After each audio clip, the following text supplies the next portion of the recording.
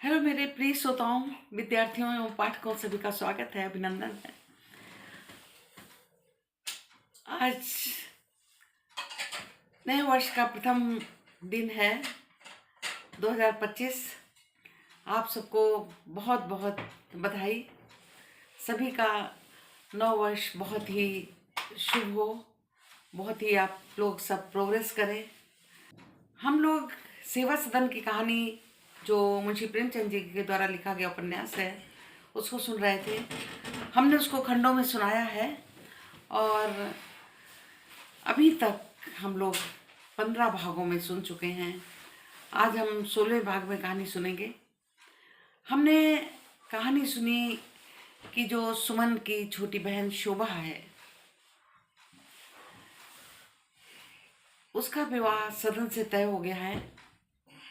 सदन के पिताजी बुला लेते हैं, किंतु ये बात किसी को पता नहीं होती है। समाज में भी किसी को पता नहीं है कि सुमन कहाँ से है और किसकी है, घर से है। ये केवल पद्म सिंह को पता था और विठलनाथ को पता था, जो बाद में पता चला। जब तक पता चलता है उस समय तो निकाल भी लेते हैं और नारी निकेतन में रख देते हैं इसको। और तब जब तय किया था विवाह उमा नाथ ने शोभा का सदन से, तब तक उन्हें भी पता नहीं था कि सुमन वैश्यावृत्ति अपना चुकी है। अब विवाह तय हो जाता है, बारात दरवाजे पर जाती है। वहाँ पर सदन के पिता से कोई बताता है कि इसकी जो बहन है वो वैश्यावृत्ति को धारण कर चुकी है, पतित है। उन्हें बहुत क्रोध आता है, अफरा तफरी मच जाती है परिवार में और कहते हैं कि लौट चलो, नहीं करना है। पद्म सिंह से उमानाथ कहते हैं कि वो अपने पिताजी से कहे कि इसमें इसकी कोई गलती नहीं है, इसकी जो है ज़िंदगी खराब हो जाएगी। क्योंकि हमारे भारतीय समाज में एक बार अगर दरवाजे से लड़की की बारात लौट जाए तो दोबारा उसका विवाह होने में बहुत मुश्किल होता है। बहुत समझाने का प्रयत्न किया किंतु वो नहीं माने और इस कारण पद्म सिंह और उनके बड़े भाई में भी काफ़ी तनाव पैदा होता है। वो अपनी जो बेटे की बारात है लौट जाने के लिए कहते हैं। इसी बीच में कृष्णचंद जो शोभा के और सुमन के पिताजी थे, उनको भी पता नहीं था कि सुमन वैश्यावृत्ति धारण कर चुकी है। जब बारात लौटने लगती है तो वो जाते हैं, सदन के पिता से पूछते हैं कि भाई क्यों लौटा रहे हैं, और ऐसे बारात नहीं लौटती है, किसी भी हाल में लौटाने को तैयार नहीं है। तो सदन के पिता कहते हैं कि आप कुछ भी करें, हम ये विवाह नहीं करेंगे। और पूछने पर बताते हैं कि उमानाथ से पूछें। बाद में उन्हें पता चलता है कि उनकी बेटी जो सुमन है वैश्यावृत्ति धारण कर चुकी है, जिसके कारण शोभा का जो विवाह है ये टूटा जा रहा है और बारात लौटी जा रही है। जब वो सुनते हैं तो अचेत हो जाते हैं और अचेत होकर के जमीन पे गिर पड़ते हैं। अब आगे क्या होता है, आगे की कहानी हम लेखक के ही शब्दों में सुनते हैं। तो श्रोताओं, जब सदन के विवाह के लिए सदन के पिता बारात उमानाथ के दरवाजे पर ले जाते हैं, उस समय उन्हें कुछ समय बाद पता चलता है कि सुमन की स्थिति के विषय में। शोभा की बड़ी बहन पतित है, वैश्याव्रत अपना लिया है। जब पता चलता है तो जैसा हमने बताया कि बहुत उथला पथली मच जाती है वहाँ पर। विठलनाथ और जो पद्म सिंह थे, इन्होंने सुमन को विधवा आश्रम में बड़े गुप्त रीति से रखा था। किसी को पता नहीं था कि क्या कर रही थी, कौन है। एक विधवा के रूप में उसको वहाँ पर रख दिया था। वही कहानी आगे हम लोग सुनते हैं। विठलनाथ ने सुमन को विधवा आश्रम में गुप्त रीति से रखा था। प्रबंधकारिणी सभा के किसी भी सदस्य को इत्तला न दी गई थी। आश्रम की विधवाओं से उसे विधवा बताया गया, लेकिन अबुल वफा जैसी टोहियों से ये बात बहुत दिन तक गुम न रही। उन्होंने हिरिया को ढूंढ निकाला और उससे सुमन का पता पूछ लिया। तब अपने अन्य रसिक मित्रों को भी उसने सूचना दे दी। इसका परिणाम ये हुआ कि उन सज्जनों के आश्रम पर विशेष रीति की कृपा दृष्टि होने लगी। कभी सेठ चिम्मन लाल आते तो कभी वल्लभ दास, कभी पंडित दीनानाथ विराजमान हो जाते। इन महानुभावों को अब आश्रम की सफाई और सजावट, उसकी आर्थिक दशा, उसके प्रबंध आदि विषयों पर अद्भुत सहानुभूति हो गई। रात दिन आश्रम की शुभकामना में मग्न रहते थे। विठलनाथ बड़े संकट में पड़े थे। कभी विचार करते कि इस पद की इस्तीफा दे दूं। क्या मैं इस आश्रम का जिम्मा लिया है? क्या मैंने ही इस आश्रम का जिम्मा लिया है? कमेटी में और कितने ही मनुष्य हैं जो इस काम को संभाल सकते हैं। जैसा उचित समझेंगे इसका प्रबंध करेंगे। मुझे अपने आंखों से ये अत्याचार न देखना पड़ेगा। क्यों कभी सोचते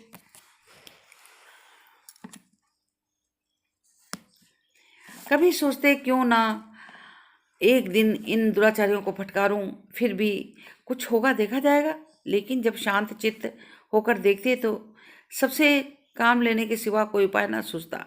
हाँ, इन लोगों से बड़ी रुखाई से बात करते, उनके प्रस्तावों को उपेक्षा किया करते। अपने भावों से यह प्रकट करना चाहते थे कि मुझे तुम लोगों के यहाँ आना असह्य है, किंतु गरज के बावले मनुष्य देखकर भी अनदेखी करता है। दोनों सेठ विनय और शील की साक्षात मूर्ति बन जाते। तिवारी जी ऐसे सरल बन जाते मानो उन्हें कभी क्रोध ही ना आता हो। इस कूटनीति के आगे विठलनाथ की अकल कुछ काम नहीं करती। एक दिन प्रातःकाल विठलनाथ इन्हीं चिंताओं में बैठे हुए थे। एक फिटन आश्रम के द्वार पर आकर रुकी। उसमें कौन लोग उतरे? अबुल फफा और अबुल लतीफ। विठलदास मन में तिल मिलाकर रह गए। अभी सेठों ही का रोना था और एक और बला पड़ी। जी में तो आया दोनों को धुतकार दूं, पर धैर्य का काम लिया। अबुल वफा ने कहा, आदाब अर्ज है बंदा नवाज, आज कुछ तबीयत परेशान है क्या? अल्लाह आपका इशार देखकर रूह को सुरूर आ जाता है। खुश नसीब हैं वह कौम जिसमें आप जैसे खादिम मौजूद हैं। एक हमारी खुदगर्ज खुशनुमा कौम है जिसे इन बातों से एहसास ही नहीं होता। जो लोग बड़े नेक नाम हैं वो भी गरज के पाक नहीं हैं, क्योंकि मुंशी अब्दुल लतीफ़ साहब हैं। अब्दुल लतीफ़ जनाब, हमारी कौम की कुछ ना कहिए। खुद गरज, खुद फरोश, खुद मतलब, कज फहम, कजौरा, कजरवी, जो कहिए थोड़ा है। बड़ों बड़ों को देखिए, रंगे हुए सियार हैं, रिया का जामा पहने हुए। आपको जात मसदर से बरकत हैं। ऐसा मालूम होता है कि खुदा ने मलाइक में इंतखाब करके आपको इस खुशनसीब कौम पर नाजिल किया है। अबुल वफा आपकी पाकन फंसी दिलों पर खामख्वाह असर डालती है। क्यों, आपके यहाँ कुछ सोजनकारी और बिलबूटे के काम तो होते ही होंगे। मेरे एक दोस्त ने सोजनकारी के कई दर्जन चादरों की फरमाइश लिख भेजी है। हालांकि शहर में कई जगह ये काम होता है, लेकिन मैंने ये ख्याल किया कि आश्रम को प्राइवेट काम करने वालों पर तरजीह होनी चाहिए। आपके यहाँ कुछ नमूने मौजूद हों तो दिखाने की तकलीफ कीजिए। विट्ठल दास बोले, मेरे यहाँ ये सब काम नहीं होते। अबुल वफा कहने लगे, मगर होने की ज़रूरत है। आप दरियाफ्त कीजिए, कुछ मस्तूरात जरूर ये काम जानती होंगी। हमें ऐसी कोई उजलत नहीं है, फिर हाजिर होंगे। 1 2 4 10 बार आने की हमको इनकार नहीं। आप अपना सब कुछ निसार कर रहे हैं तो क्या मुझसे इतना भी ना होगा? मैं इन मुआवजों में काफ़ी तफरीक मुनासिब नहीं समझता। विठलनाथ बोले, मैं एक मेहरबानी के लिए आपका मशकूर हूँ, लेकिन कमेटी ने यह फैसला लिया है कि यहाँ इस किस्म का कोई काम ना कराया जाए। इस वजह से मजबूर हूँ। यह कहकर विट्ठल दास उठ खड़े हुए। अब दोनों सज्जनों को लौट जाने के सिवा और कोई उपाय न सूझा। मन में विट्ठल दास को गालियां देते हुए फिटन पर सवार हो गए। लेकिन अभी फिटन की आवाज़ कान में आ रही थी कि सेठ चिम्मन लाल की मोटर कार आ पहुंची। सेठ जी शांत से उतरे। विट्ठल दास ने हाथ मिलाया और बोले, क्यों बाबू साहब, नाटक के विषय में आपने क्या राय थी कि नाटक के विषय में आपने क्या राय की? शकुंतला नाटक भर्तृहरि का सबसे उत्तम ग्रंथ है। इसे अंग्रेज बहुत पसंद करते हैं। जरूर खेलिए, कुछ पार्ट याद कराए हों तो मैं भी सुनूं। कभी कभी कठिनता से हमको ऐसी चालें सूझ जाती हैं जो सोचने से ध्यान में नहीं आती। विठलदास ने सोचा था इन शेर जिसे कैसे पिंड छुड़ाऊं, लेकिन कोई उपाय ना सूझा। इस समय अकस्मात उन्हें एक बात सूझ गई। बोले, जी नहीं, इस नाटक के खेलने की सलाह नहीं हुई। मैंने इस मामले में बड़े साहब से राय ली है, उन्होंने मना कर दिया। समझ में नहीं आता ये लोग पॉलिटिक्स का क्या अर्थ लगाते हैं। आज बातों ही बातों में मैंने बड़े साहब को आश्रम के लिए कुछ वार्षिक सहायता की प्रार्थना की तो क्या बोले कि मैं पॉलिटिकल कार्यों में सहायता नहीं दे सकता। मैं उनकी बात सुनकर चकित हो गया। पूछा, आप आश्रम को किस विचार से पॉलिटिकल संस्था समझते हैं?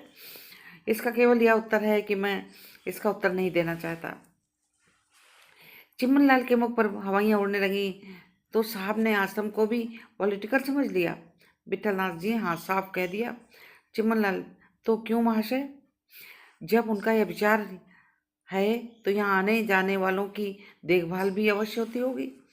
विठलदास जी, हाँ, और क्या, लेकिन इससे क्या होता है? उन्हें जाति से प्रेम है, वे इन बातों पर कब डरते हैं? चिमनलाल जी, नहीं, मैं उन जाति प्रेमियों में नहीं हूँ। अगर मुझे मालूम हो जाए कि यह लोग रामलीला के पॉलिटिकल समझते हैं तो मैं उसे भी बंद कर दूँ। पॉलिटिकल के नाम से मेरा रोआ थराने लगता है। आप मेरे घर में देखा, ये भगवत गीता की एक कॉपी भी नहीं है। मैंने अपने आदमियों को कड़ी ताकीद दी है कि बाजार से चीज़ें पत्ते में लाया करें। मैं रद्दी समाचार पत्रों की पुड़िया तब तक घर में नहीं आने दूंगा जब तक महाराणा प्रताप की एक पुरानी तस्वीर कमरे में थी। मैंने उतार कर संदूक में बंद कर दी। अब मुझे आज्ञा दीजिए। ये कहकर वो तोन संभालते हुए मोटर की ओर लपके। विठलदास मन में खूब हंसे। अच्छी चाल सूझी, लेकिन इसका बिल्कुल विचार न किया था कि झूठ कितना बोलना पड़ा और इससे आत्मा का कितना ह्रास हुआ। ये सेवा धर्म का पुतला अपने निज के व्यवहार में झूठ और चालबाजी से कोसों दूर भागता था, लेकिन जातीय कार्यों से अवसर पड़ने पर इसका सहायता लेने में संकोच न करता था।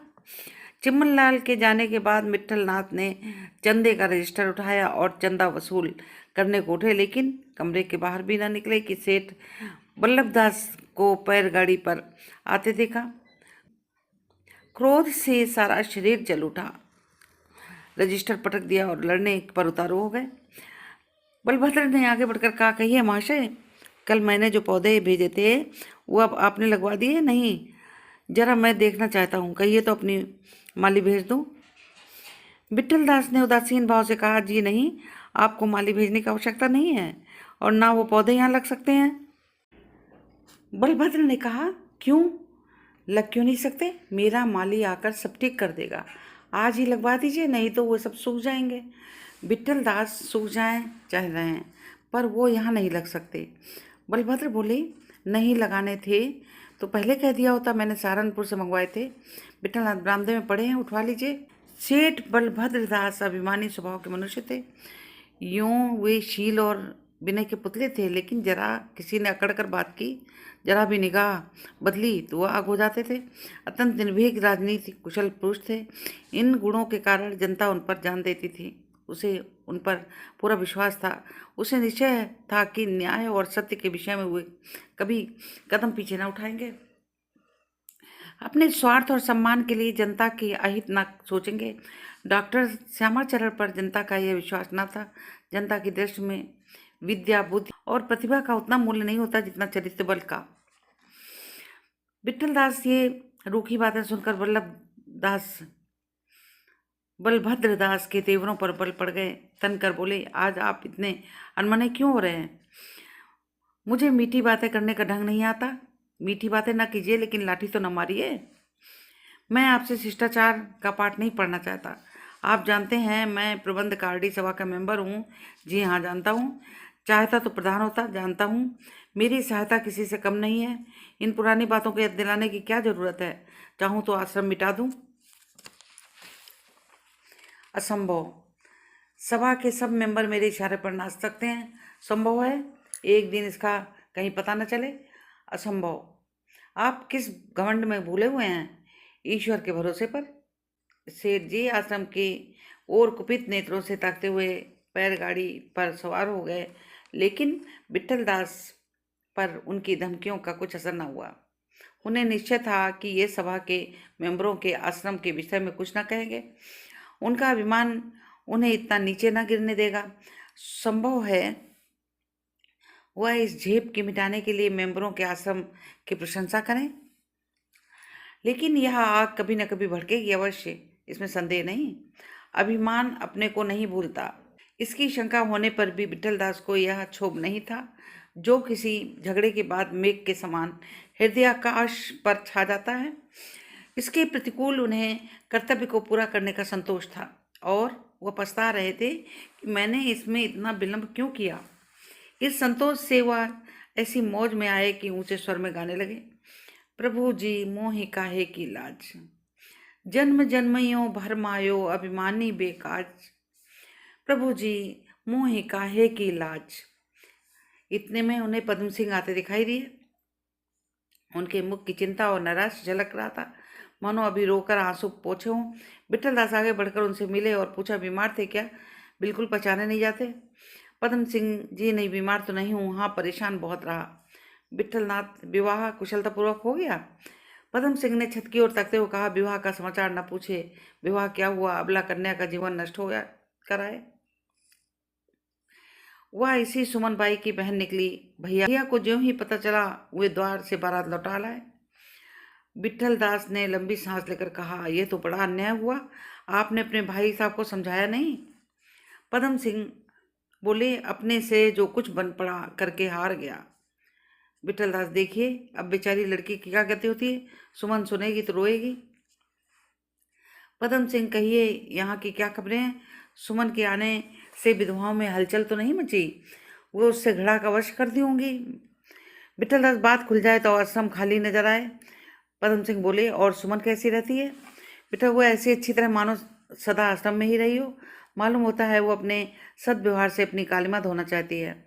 सब काम करने को तैयार और प्रसन्नचित्त से। अब अन्य स्त्रियां सोती रहती हैं और वह उनके कमरे की झाड़ू दे जाती है। कई विधवाओं को सीना सिखाती है, कई उससे गाना सीखती हैं। सब प्रत्येक बात में उसी की राय लेती हैं। इस चार दीवारी के भीतर अब उसी का राज्य है। मुझे कदापि ऐसी आशा न थी। यहाँ उसने कुछ पढ़ना भी शुरू कर दिया है, और भाई मन का हाल तो ईश्वर जाने, देखने में तो उसका बिल्कुल काया पलट सा हो गया है। पद्म सिंह, नहीं साहब, वह स्वभाव से बुरी स्त्री नहीं है। मेरे यहाँ महीनों आती रही है। मेरे घर में उसकी बड़ी प्रशंसा किया करती थी। यह कहते कहते झेप गए। कुछ ऐसे कुसंस्कार ही हो गए जिन्होंने उसे यह अभिनय कराए। सच पूछे तो हमारे पापों का दंड उसे भोगना पड़ा। हाँ, कुछ उधर का समाचार भी मिला? विट्ठल दास, हाँ साहब, वो चुप बैठने वाला आदमी नहीं है। आजकल खूब दौड़ धूप हो रही है। 2-3 दिन हुए हिंदू मेंबरों की एक सभा हुई थी। मैं तो जा न सका, पर विजय उन्हीं लोगों की रही। अब प्रधान के 2 वोट मिलाकर बराबर हो जाएंगे। पद्म सिंह, तो हमको कम से कम 1 वोट तो मिलना चाहिए। है इसकी कोई आशा? विट्ठल दास, मुझे तो कोई आशा नहीं मालूम होती। पद्म सिंह, अवकाश हो तो चलिए, जरा डॉक्टर साहब और लाला भगत राम के पास चलें। विट्ठल नाथ, हाँ चलिए, मैं तैयार हूँ। यद्यपि डॉक्टर साहब का बंगला निकट ही था, पर उन दोनों आदमियों ने किराए की गाड़ी की। डॉक्टर साहब के यहाँ पैदल जाना फैशन के विरुद्ध था। रास्ते में विट्ठल दास ने आज के सारे समाचार बढ़ा चढ़ाकर बयान किए और अपनी चतुराई को खूब दर्शाया। पद्म सिंह ने सुनकर चिंतित भाव से कहा, तो अब हमको सतर्क होने की जरूरत है। अंत में आश्रम का सारा भार हम ही लोगों पर आ पड़ेगा। बलभद्र भी चाहे चुप रह जाए, लेकिन इसकी कसर कभी न कभी तो निकलेगी अवश्य। विट्ठल दास बोले, मैं क्या करूं? मुझसे यह अत्याचार देख कर नहीं रहा जाता। शरीर में एक ज्वाला से उठने लगती है। कहने को ये लोग विद्वान हैं, बुद्धिमान हैं, नीतिपरायण हैं, पर उनके ऐसे कर्म। अगर मुझ में कौशल से काम लेने की सामर्थ्य होती तो कम से कम बलभद्र से लड़ने की नौबत ना आती। पद्म सिंह बोले, यह तो एक दिन होना ही था, ये भी मेरे कर्मों का फल है। देखूं अभी और क्या क्या गुल खिलते हैं। जब से बारात वापस आई है मेरी विचित्र दशा हो गई है, ना भूख है न प्यास है, रात दिन करवट बदलता रहता हूँ। यही चिंता लगी रहती है कि इस अभागिन कन्या का बेड़ा कैसे पार लगेगा। अगर कहीं आश्रम का भार सिर पर पड़ा तो जान ही पर बन जाएगी। ऐसे अथाह दल दल में फंस गया हूँ कि जो जो ऊपर उठना चाहता हूँ नीचे दबा जाता हूँ। यही बात करते करते डॉक्टर साहब का बंगला आ गया। 10 बजे थे। डॉक्टर साहब अपने सुसज्जित कमरे में बैठे हुए थे। अपनी बड़ी लड़की कांति से शतरंज खेल रहे थे। मेज पर 2 टेरियर कुत्ते बैठे थे, बड़े ध्यान से शतरंज की चालों को देख रहे थे। कभी कभी वो उनकी समझ में खिलाड़ियों से कोई भूल हो जाती थी तो पंजों से मोहरों का उलट पलट देते। मिस कांति उनकी शरारत पर हंसकर अंग्रेजी में कहती, यू नाटी।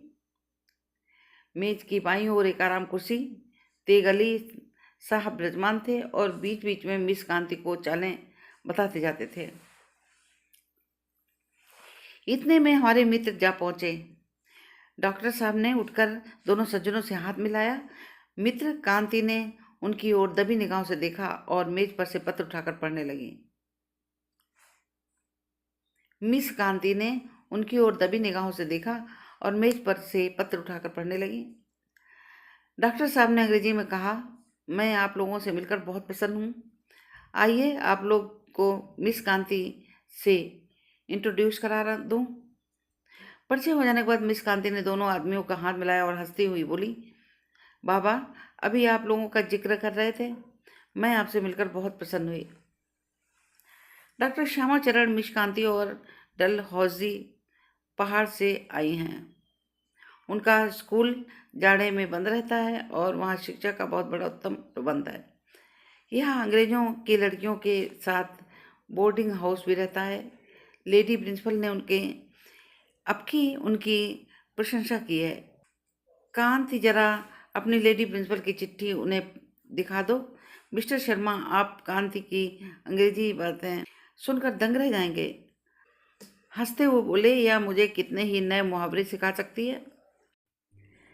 मिस कांति ने लजाते हुए अपनी प्रशंसा पत्र पद्म सिंह को दिखाया। उन्होंने उसे पढ़कर कहा, आप लैटिन में पढ़ती हैं। डॉक्टर साहब ने कहा, लैटिन में अब की परीक्षा में उन्हें एक पदक मिला है। कल क्लब में कांति ने ऐसा अच्छा गेम दिखाया कि अंग्रेजी लेडियां दंग रह गईं। हाँ, अब की बार आप हिंदू मेंबरों के जलसे में नहीं थे। पद्म सिंह बोले, जी नहीं, मैं जरा मकान पर चला गया था। डॉक्टर साहब कहने लगे, आप ही प्रस्ताव पर विचार किया गया। मैं तो उचित समझता हूँ कि अभी उसे बोर्ड में पेश करने की जल्दी ना करें, अभी सफलता की बहुत कम आशा है। तेग अली बोले, जनाब मुसलमान मेंबरों की तरफ से तो आपको पूरी तरह मदद मिलेगी। डॉक्टर साहब ने कहा, जी हाँ, लेकिन हिंदू मेंबरों में तो मतभेद है। 11 बज गए थे। श्यामाचरण ने पद्म सिंह से कहा, मेरे भोजन का समय आ गया है, अब जाता हूँ, आप संध्या के समय मुझसे मिलिएगा। पद्म सिंह ने कहा, हाँ हाँ, शौक से जाइए। उन्होंने सोचा, जब ये भोजन में जरा सी देर हो जाने से इतने घबराते हैं तो दूसरे से क्या आशा की जाए। लोग जाति और देश के सेवक तो बनना चाहते हैं, पर जरा सा भी कष्ट नहीं उठाना चाहते हैं। तो श्रोताओं, आज की कहानी यहीं समाप्त करते हैं। इसी कहानी को आगे सुनने के लिए अगले दृश्य के साथ हम अगले वीडियो में उपस्थित होते हैं। धन्यवाद।